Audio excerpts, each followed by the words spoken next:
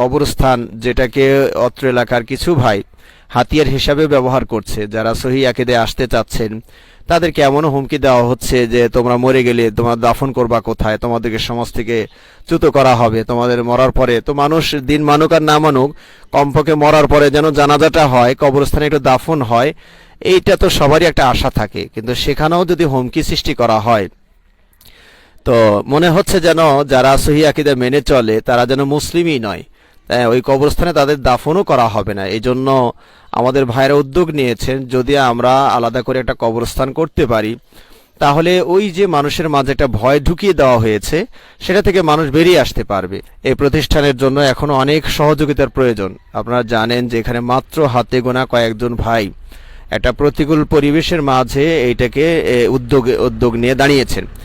তো আমরা যারা দূরে আছি অবশ্যই আমাদেরকে সাহায্য সহযোগিতা করতে হবে, দোয়া তো অবশ্যই করতে হবে। তো এখানে এখনো মাদ্রাসার ভবন, মসজিদের ভবন লাগবে, বালিকা শাখার প্ল্যান করা হয়েছে, জায়গাও আল্লাহর রহমতে হয়ে গেছে বালিকা শাখার। এরপরে আপনাদের তো এই জন্য আমি আমার দিনী ভাইদেরকে বলবো যাদের অর্থ আছে, আল্লাহ মনও দিয়েছেন, তারা এদিকে অবশ্যই দৃষ্টি দিবেন।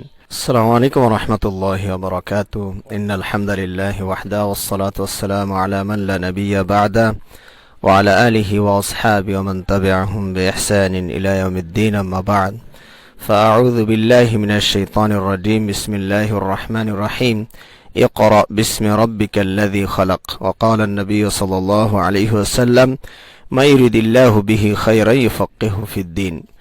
সম্মানিত দর্শক এবং শ্রোতা, কাছের ও দূরের দিনী ভাই ও বোন, আমরা এখানে মাদ্রাসা আবু হুরায়রা মসজিদ ও মাদ্রাসা কমপ্লেক্স এখানে অবস্থান করেছি।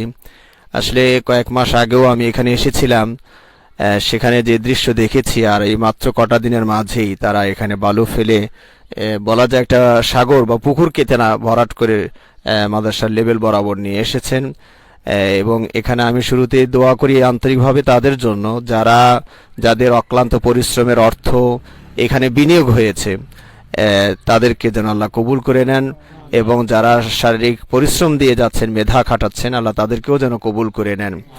সম্মানিত দিনী ভাই ও বোন, যারা বিশেষ করে আশপাশে আছেন, যেহেতু এখানে এখন পর্যন্ত আবাসিক ছাত্রছাত্রী ভর্তি নেওয়ার তেমন ব্যবস্থা নাই বলেই অনাবাসিকই রাখতে হচ্ছে, তো আশপাশে যারা আছেন মেহেরবানি করে তারা আপনারা এখানে ছাত্রছাত্রী ভর্তি করাবেন। পাশাপাশি যদি সম্ভব হয় একটু দূরে হলেও যদি কোনো সহৃদয়বান ব্যক্তি একটি হাইস গাড়ি মাদ্রাসার জন্য বরাদ্দ দিয়ে দেন, যে একটু দূরে হলেও যেন ছাত্রীদেরকে মাদ্রাসার ব্যবস্থাপনায় মানে আনা নেওয়া করা যায়, সেটাও যদি সুযোগ হয়, সম্ভব হয়, সেটাও আমরা আশা করি আমাদের ভাইরা দৃষ্টিতে রাখবেন। পাশাপাশি আল্লাহ রাব্বুল আলামিন আপনাদেরকে কবুল করুন, আপনাদের জানে মালে সম্পদে আল্লাহ বরকত দান করুন, এই বলে আমার সংক্ষিপ্ত